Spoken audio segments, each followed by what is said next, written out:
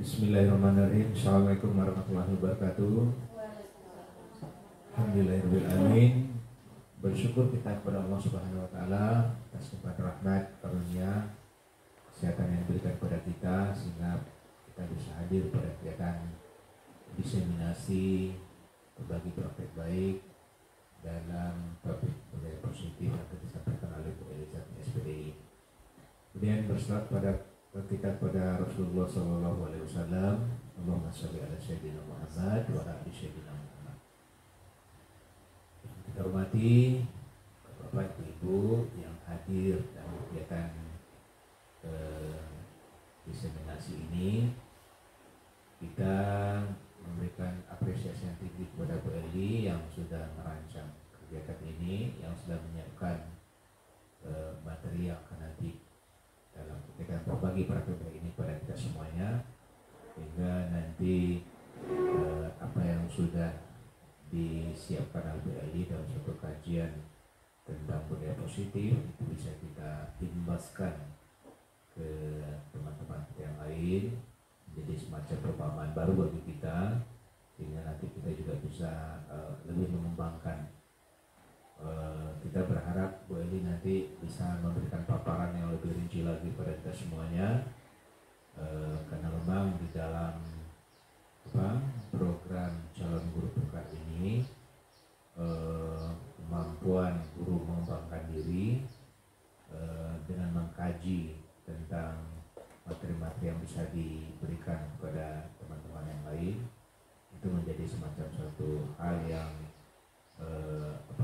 untuk pengembangan dari calon guru penggerak itu sendiri. Itu saja barangkali, silakan Bu Eli sampaikan paparan yang lebih rinci kepada teman-teman sehingga nanti bisa jadi suatu pemahaman baru bagi kita. Itu saja barangkali sebagai kata pembuka bagi kita. Assalamualaikum warahmatullahi wabarakatuh.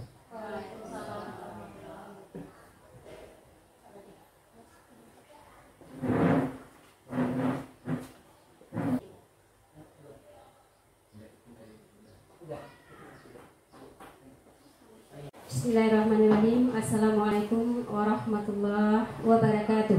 Waalaikumsalam warahmatullahi wabarakatuh.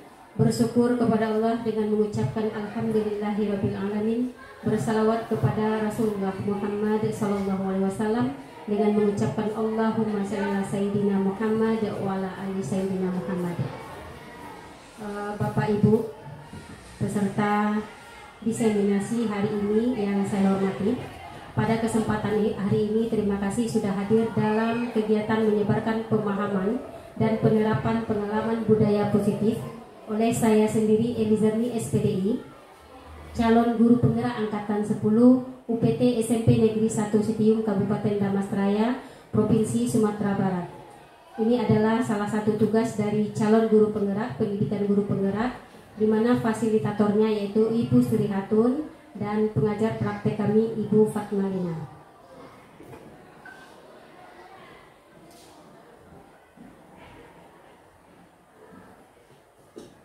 Baik Bapak Ibu, hari ini kita akan membahas tentang budaya positif.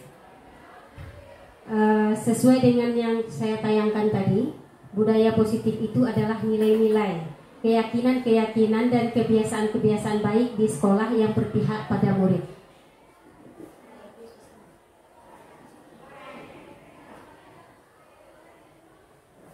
Nah, ini adalah konsep inti dari budaya positif Bapak Ibu.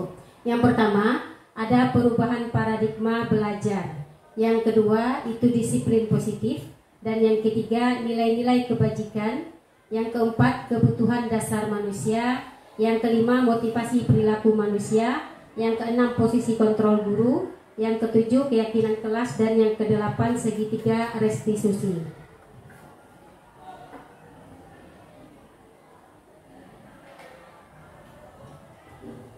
Mari kita bahas satu persatu Bapak Ibu. Apa itu pembelajaran dengan paradigma baru?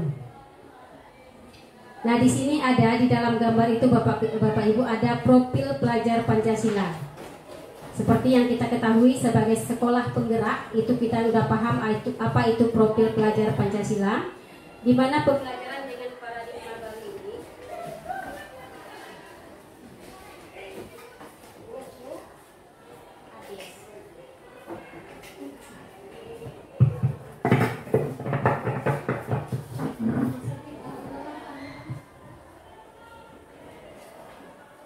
Pembelajaran dengan paradigma baru ini merupakan pembelajaran yang dirancang berdasarkan prinsip pembelajaran berdiferensiasi, sehingga murid belajar sesuai dengan kebutuhannya berdasarkan tahap perkembangan untuk mewujudkan profil pelajar Pancasila.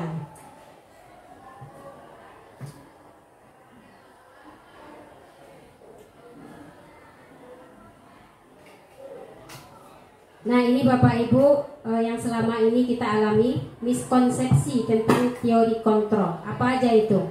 Pertama, ilusi guru mengontrol murid. Yang kedua, ilusi bahwa kritik dan membuat rasa bersalah mampu menguatkan karakter.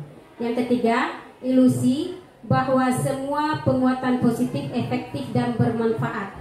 Yang keempat, ilusi bahwa orang dewasa berhak memaksa. Dan ternyata hal ini tidak mempan ya Bapak Ibu, dan tidak bagus untuk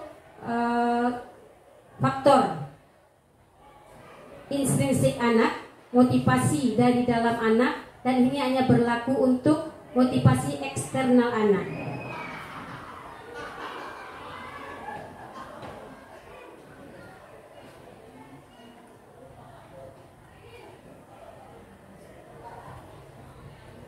Lalu bagaimana caranya kita mengubah miskonsepsi tadi? Nah, dengan paradigma stimulus respon ke pendekatan teori kontrol. Itu yang pertama. Seperti yang kita ketahui, stimulus respon itu apa? Ada realitas kebutuhan kita semua. Kita sama. Yang sesuai dengan teori kontrolnya, yaitu realitas kebutuhan kita berbeda. Kalau stimulus respon yang kedua, semua orang melihat hal yang sama. Kalau teori kontrolnya, setiap orang memiliki gambaran berbeda.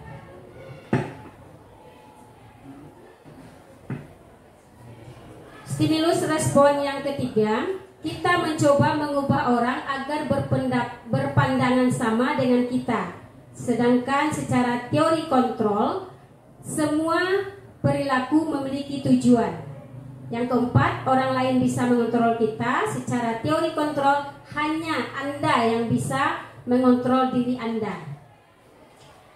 Kalau stimulus respon, saya bisa mengontrol orang lain. Secara teori kontrol, Anda tidak bisa mengontrol orang lain. Kalau stimulus respon, kita bisa pemaksaan ada pada saat bujukan gagal.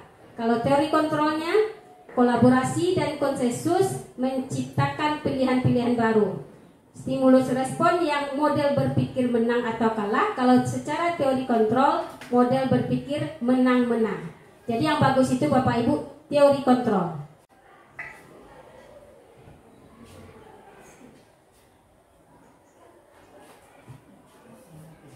Lanjut, apa itu disiplin positif? Ini bagian dari konsep inti budaya positif. Salah satunya adalah disiplin positif. Disiplin positif itu merupakan kata disiplin yang kemungkinan kebanyakan orang menghubungkannya dengan disiplin atau tata tertib. Selama ini kita bayangkan disiplin itu adalah aturan ya Bapak Ibu. Aturan tata tertib yang harus dipatuhi. Namun di sini disiplin positif itu berbeda dengan peraturan, berbeda dengan tata tertib.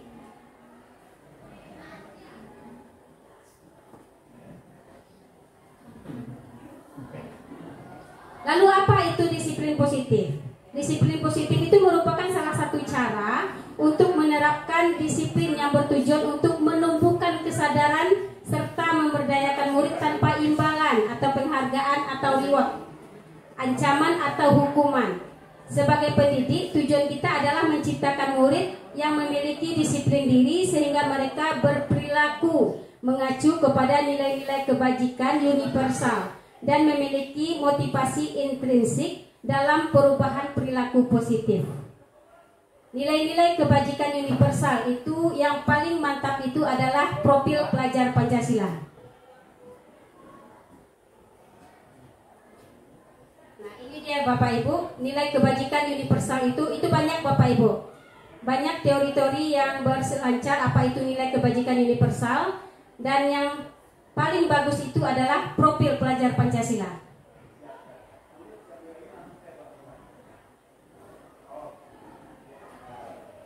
Kita masuk konsep budaya positif yang lain, Bapak Ibu, kebutuhan dasar manusia. Kebutuhan dasar manusia itu ada 5, Bapak Ibu. Yang pertama, bertahan hidup. Yang kedua, kasih sayang dan rasa diterima. Yang ketiga, kebebasan. Yang keempat, kesenangan. Yang kelima, penguasaan. Jika kebutuhan dasar manusia tidak terpenuhi, maka akan menimbulkan ketidakseimbangan atau masalah dalam hidupnya. Kita contohkan kepada murid kita, Bapak Ibu. Jika kebutuhan dasar murid kita tidak terpenuhi, maka akan ada timbul anak yang berkelahi, anak yang cabut, anak yang usil dengan temannya, murid kita yang selalu keluar masuk kelas. Karena apa? Karena kebutuhan dasarnya tidak terpenuhi.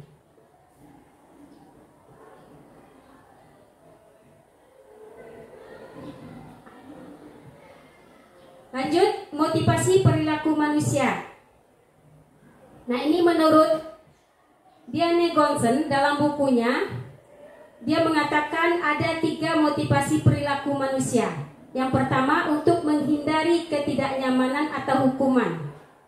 Yang kedua, untuk mendapatkan imbalan atau penghargaan dari orang lain. Yang ketiga, untuk menjadi orang yang mereka inginkan dan menghargai diri sendiri dengan nilai-nilai yang mereka percaya.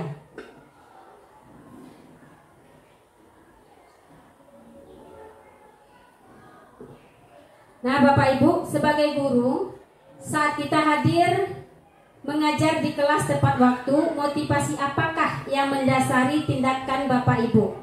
Apakah Bapak Ibu datang tepat waktu karena tidak ingin ditegur oleh atasan, atau kemudian mendapatkan surat peringatan, atau ingin menghindari ketidaknyamanan dan hukuman? Mana Bapak Ibu? Atau Bapak Ibu ingin mendapatkan pujian dari atasan dan mendapatkan penghargaan sebagai karyawan atau guru yang teladan, mendapatkan imbalan atau penghargaan dari orang lain? Atau Bapak Ibu ingin menjadikan orang yang menghargai waktu, menghargai diri Bapak Ibu sendiri sebagai teladan bagi murid-murid, karena rasa percaya tindakan Bapak Ibu sebagai guru akan dicontoh oleh murid-murid Bapak guru, atau menghargai nilai-nilai diri sendiri? Yang mana Bapak Ibu? Yang terakhir, berarti Bapak Ibu guru datang ke sekolah sebagai karyawan, sebagai guru, itu bukan karena ingin dipuji, bukan karena ingin mendapatkan penghargaan, bukan karena dihukum, tapi karena tanggung jawab. Alhamdulillah.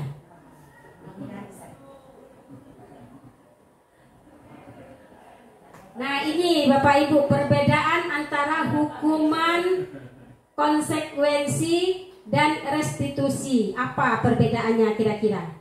Kalau hukuman itu bersifat terencana, tidak terencana, dan tiba-tiba, dan sasarannya itu adalah fisik, itu adalah hukuman. Kalau konsekuensi itu ada, tertera, terancana, ada dalam aturan-aturan sekolah, itu konsekuensi dan sesuai dengan kelakuan atau kesalahan yang dilakukan oleh murid kita. Sementara restitusi adalah proses menciptakan kondisi bagi murid untuk memperbaiki kesalahan mereka, sehingga mereka bisa kembali pada kelompok mereka dengan karakter yang lebih kuat. Nah, Bapak Ibu selama ini pilih yang mana, hukuman, konsekuensi, atau restitusi? Yang mana udah dijalankan Bapak Ibu?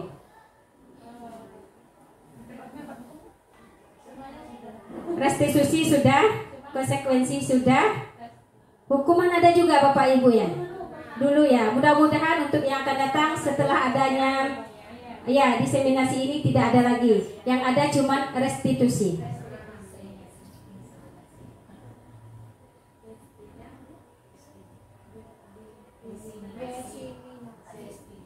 Baik Bapak Ibu, ini ada, kalau kita mencatat 100 kali di dalam buku kalimat dengan berbentuk kalimat, saya tidak akan terlambat lagi karena terlambat ke sekolah. Saya tidak akan terlambat lagi karena terlambat ke sekolah. Itu sebanyak 100 kali.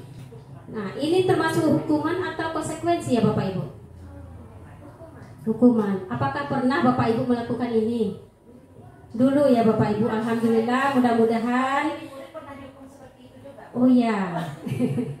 Dan mungkin Bapak Ibu waktu jadi murid juga pernah ya Bapak Ibu ya. Jadi ya, mudah-mudahan perubahan-perubahan ke arah lebih positif itu tetap kita jalankan.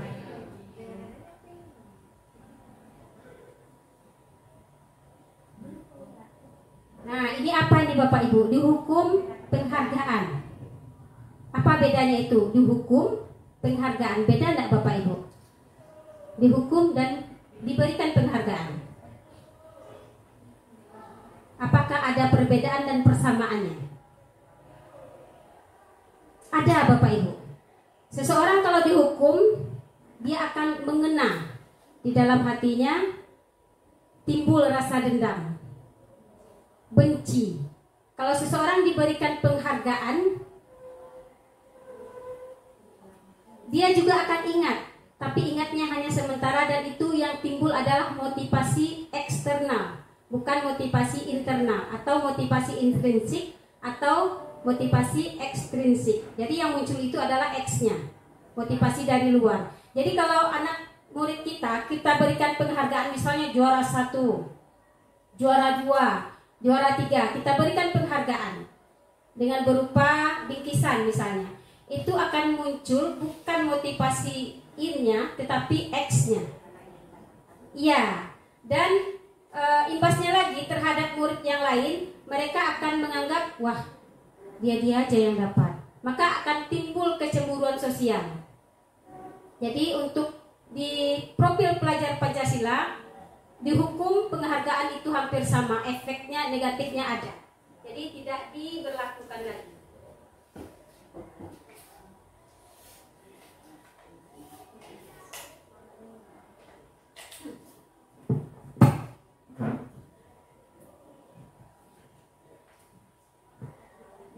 Nah, kita masuk ke 5 posisi kontrol. 5 posisi kontrol yang dimiliki oleh setiap manusia, termasuk kita guru juga manusia. Kita punya 5 posisi ini. Dan di antara 5 posisi itu ada satu yang harus kita kembangkan, yang harus kita terapkan. Yang pertama, posisi kontrol penghukum. Saya yakin Bapak Ibu pernah menerapkan ini.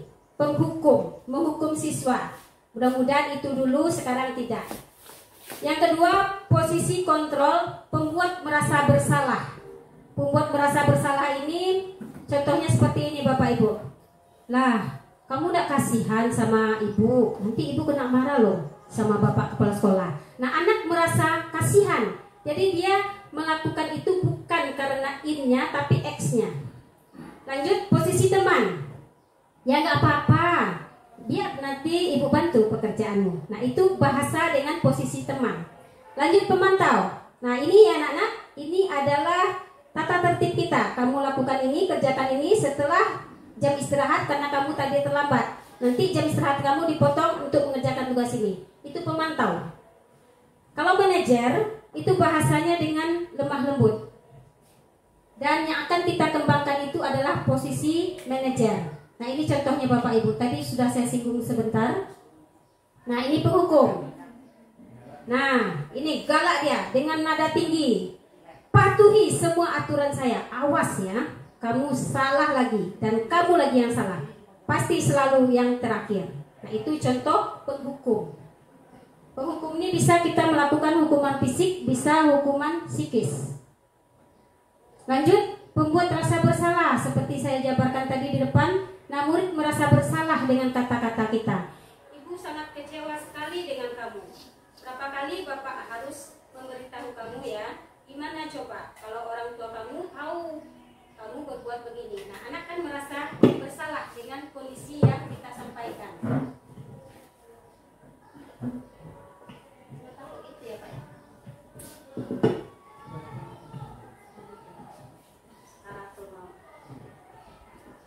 Yang ketiga, posisi kontrol teman. Nah, posisi kontrol teman ini guru tidak akan menyakiti murid, namun berupaya mengontrol murid melalui persuasi. Nah, contohnya seperti ini Bapak Ibu. Ayo bantulah demi Bapak ya. Ayo ingat tidak bantuan Bapak selama ini ya. Sudah kali ini tidak apa-apa, nanti Ibu bantu ya. Di atas Bapak, di bawah Ibu.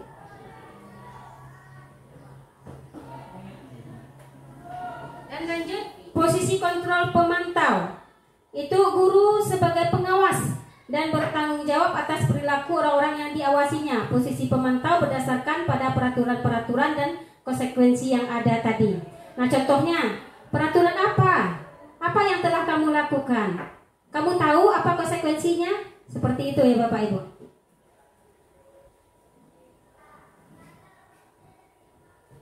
Dan yang kelima, posisi manajer. Posisi manajer ini posisi yang harus kita terapkan, yang harus kita tanamkan dalam diri kita sebagai seorang pendidik.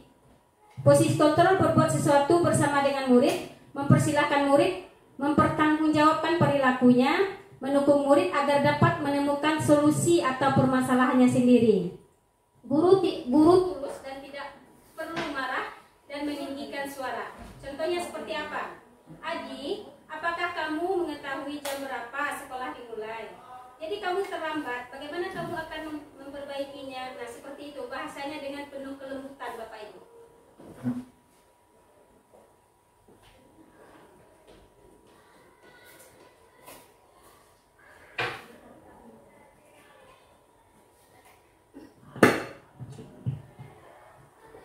Kita masuk kepada keyakinan kelas. Keyakinan kelas itu pertama, mengapa kita memiliki peraturan tentang penggunaan helm pada saat mengendarai kendaraan roda atau roda 2 atau motor? Mengapa kita memiliki peraturan tentang penggunaan masker dan mencuci tangan setiap saat?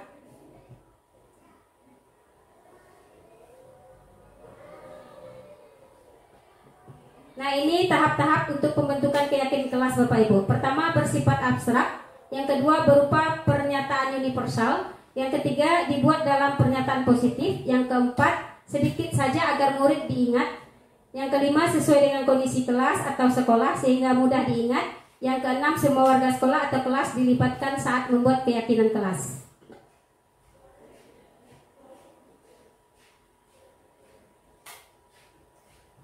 Lanjut, kita masuk segitiga restitusi. Segitiga restitusi merupakan suatu proses dialog yang dijalankan oleh guru agar dapat menghasilkan murid yang mandiri dan bertanggung jawab.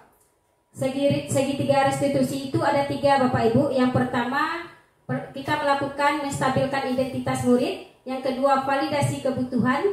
Yang ketiga, menanyakan keyakinan.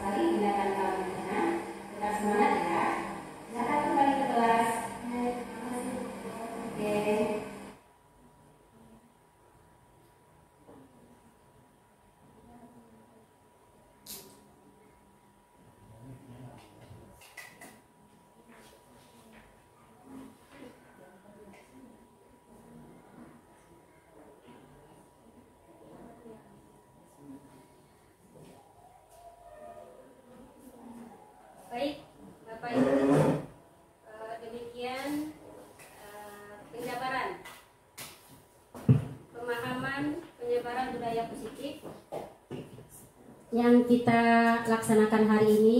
Terima kasih. Salam guru penggerak, tergerak, bergerak, menggerakkan. Oke Bapak Ibu, terima kasih atas waktu dan kesempatan yang diberikan hari ini dan telah meluangkan. Mudah-mudahan Allah melimpahkan dengan pahala yang berlipat ganda, dan mudah-mudahan semuanya berjalan lancar.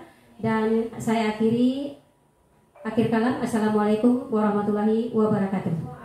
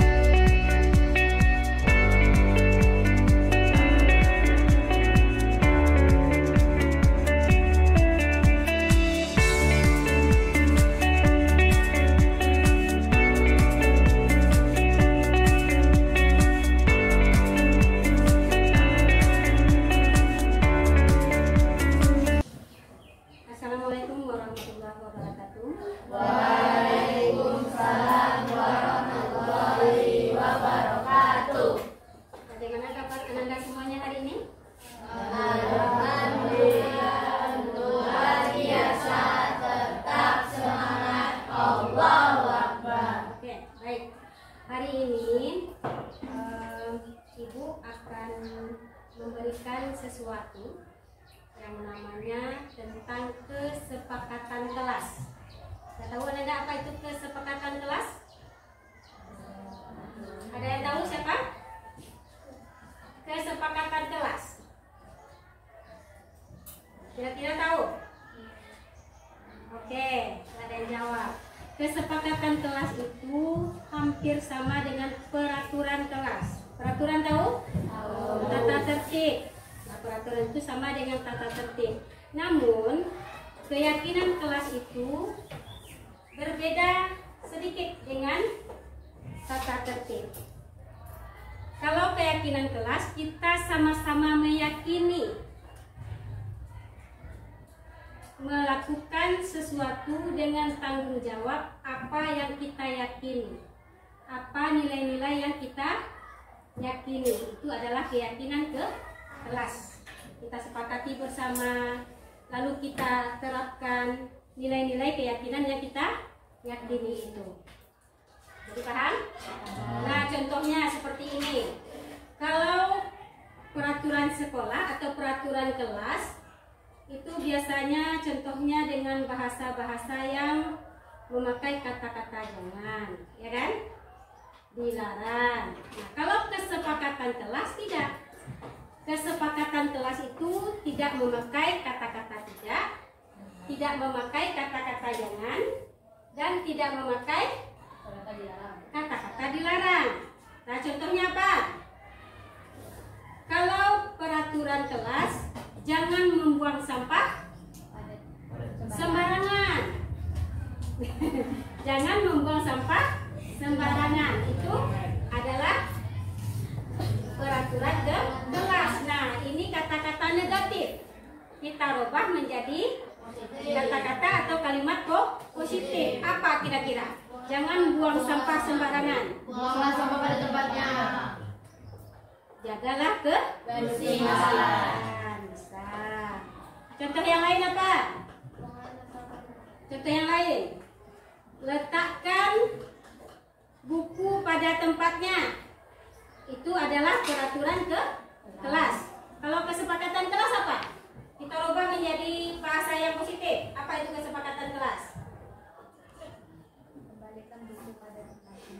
Kesepakatan kelasnya apa? Bertanggung jawab. Apa contoh yang lain? Tidak boleh berkelahi. Itu untuk bahasa positifnya atau kesepakatan kelasnya apa?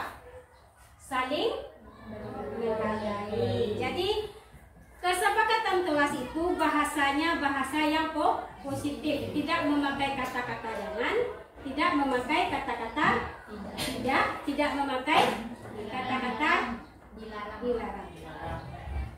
Menghargai, menghormati, apalagi tanggung jawab, disiplin, apalagi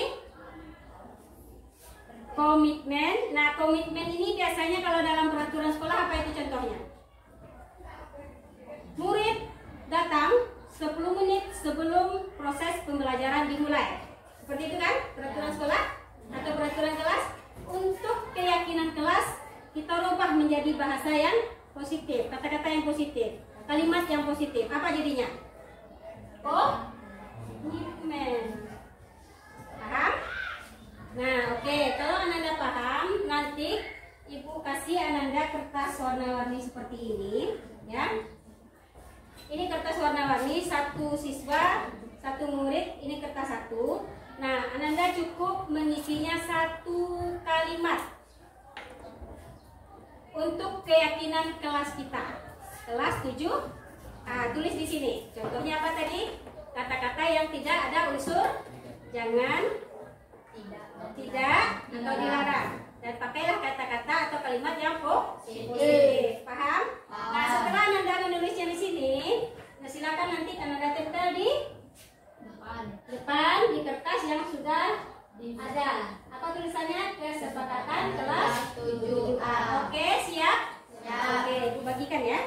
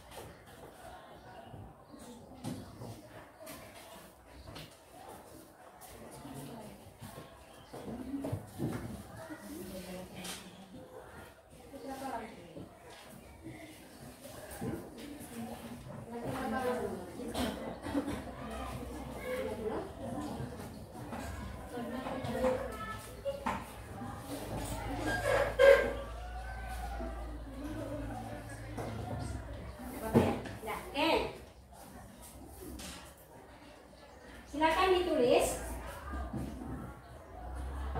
Kalau udah selesai ditulis, nanti Ananda bisa tempel di sini. Langsung tempel ya, yang bagian siap. Silakan.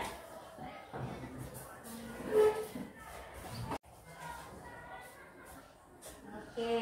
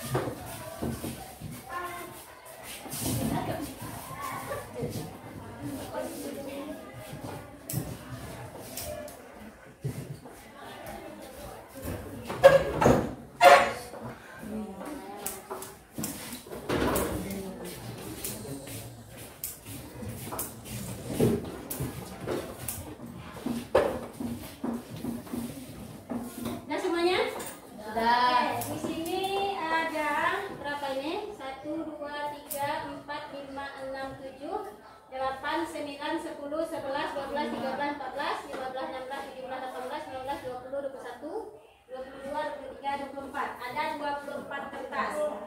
Nah, nanti kita kelompokkan mana yang sama, berarti kita ambil salah satunya. Oke, lihat dulu. Menghargai yang sedang menerangkan pelajaran, menghargai guru yang sedang menerangkan pelajaran, mendengarkan guru menjelaskan pelajaran. Nah, ini hampir sama ya, berarti kita ambil satu ini. Jagalah kebersihan kelas, saling menghargai sesama teman dan saling menghormati sesama guru. Sama ya.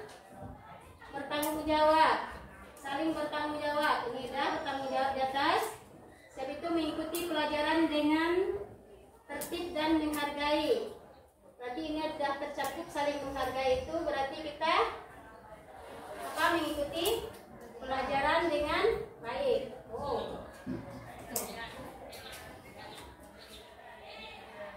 Ini sama, saling menghargai sama.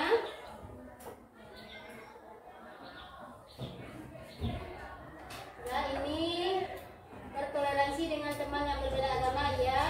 Belajar apa ini? Belajarlah luangkan pas tempat waktu, jaga kebersihan. Tapi di sini jaga kebersihan sudah, menjaga kebersihan kelas, lingkungan. Tapi ini nanti kita satukan aja ya, kebersihan dengan lingkungan. Berarti menjaga kebersihan ya. Siap itu saling menghormati, menghargai sama lain. Ini sama guru. Dah. Ayo jagalah kebersihan kelas. Kebersihan sudah. Bersihkan lagi mejamu, karena kalau tidak bersih akan menjadi sarang nyamuk. Berarti kebersihan juga. Ketika izin ke WC harus izin terlebih dahulu. Oke, saling menghormati, memperhatikan guru. Oke, ini udah. Mengerjakan tugas yang diberikan guru, ya, bertanggung jawab atas perbuatannya. Menjaga kebersihan kelas, sudah tadi. Jagalah kerukunan ya, menjaga kebersihan kelas. Oke. Nanti tinggal apa lagi, kita susun dulu ya. 1, 2, 3. Ini 1 deh nih. Berarti menjaga kebersihan lingkungan. Lingkungan termasuk kelas, termasuk lingkungan? Ya. Ya, sama. Berarti 1, 2, 3, 4, 5, 6, 7, 8. Nah, dari 20 berapa tadi? 24 ada 9. Berarti kesepakatan kelas kita ada 9. Nah, yang pertama jagalah kebersihan kelas. Ini sama dengan jaga kebersihan lingkungan. Berarti 8. Lingkungan aja. Berarti ada 8. Saling menghargai. Saling menghargai itu berarti semuanya, termasuk sesama teman, guru, dan warga sekolah lainnya. Bertoleransi. Oke, jaga kebersihan, bertanggung jawab, jaga kerukunan, mengerjakan tugas yang diberikan guru, izin ketika pergi ke WC, bertanggung jawab atas perbuatan. Jadi ada berapa? Ada 8. Nah, inilah kesepakatan kelas kita. Oke. Nah, untuk selanjutnya ini harus kita jalankan. Karena ini adalah keyakinan yang kita buat sama-sama. Berarti kita bertanggung jawab melakukannya atas nilai-nilai keyakinan yang kita yakini. Paham? Nah, kalau Ananda melanggar, kita kembalikan lagi dengan keyakinan kesepakatan kelas kita. Oke, sekarang untuk apanya? Sebagai tanda Ananda sudah membuat kesepakatan, silakan Ananda tanda tangan di sini nanti, ya. Nah, silakan dari sana boleh atau dari sini?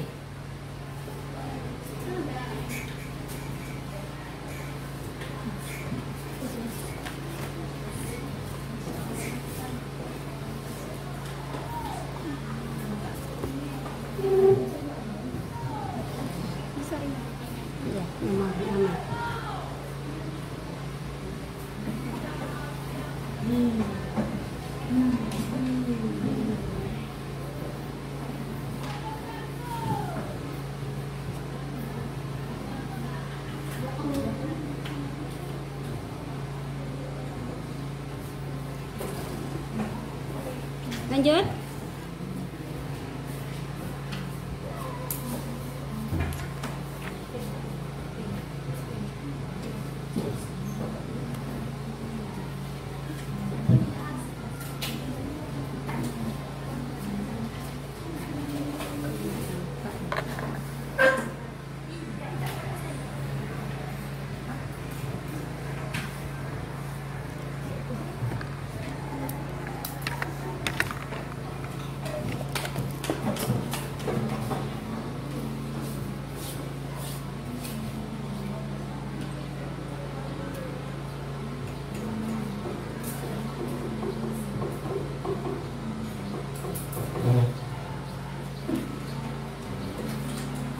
Oke, silakan lanjut yang lain. Ini lagi ya.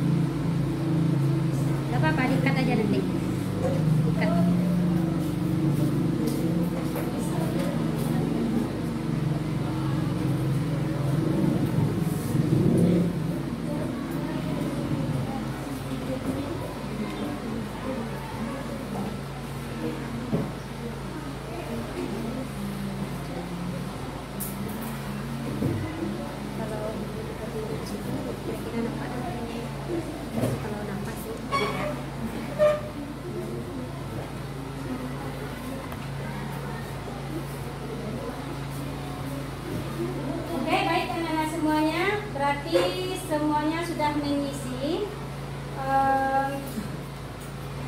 tanda kesepakatan kita untuk melakukan kesepakatan kelas kita dengan nilai-nilai keyakinan yang kita punya. Jadi semuanya menjalankan kesepakatan kelas yang sudah kita sepakati bersama. Jika Ananda melanggar, gimana tadi kata Ibu? Kita kembalikan kepada kesepakatan kelas kita. Baik, Ananda semuanya, demikian kegiatan kita hari ini dalam membuat kesepakatan kelas 7A, dan Ibu akhiri dengan membacakan Alhamdulillah Rabbil Alamin. Assalamualaikum warahmatullahi wabarakatuh. Perkenalkan, nama saya Putri Rasya Febiola Manurung dari kelas 7A. Assalamualaikum warahmatullahi wabarakatuh. Perkenalkan, nama saya Khalifatul Jana Irwan dari kelas 7A. Assalamualaikum warahmatullahi wabarakatuh. Perkenalkan, nama saya Muhammad Duta Pratama dari kelas 7A.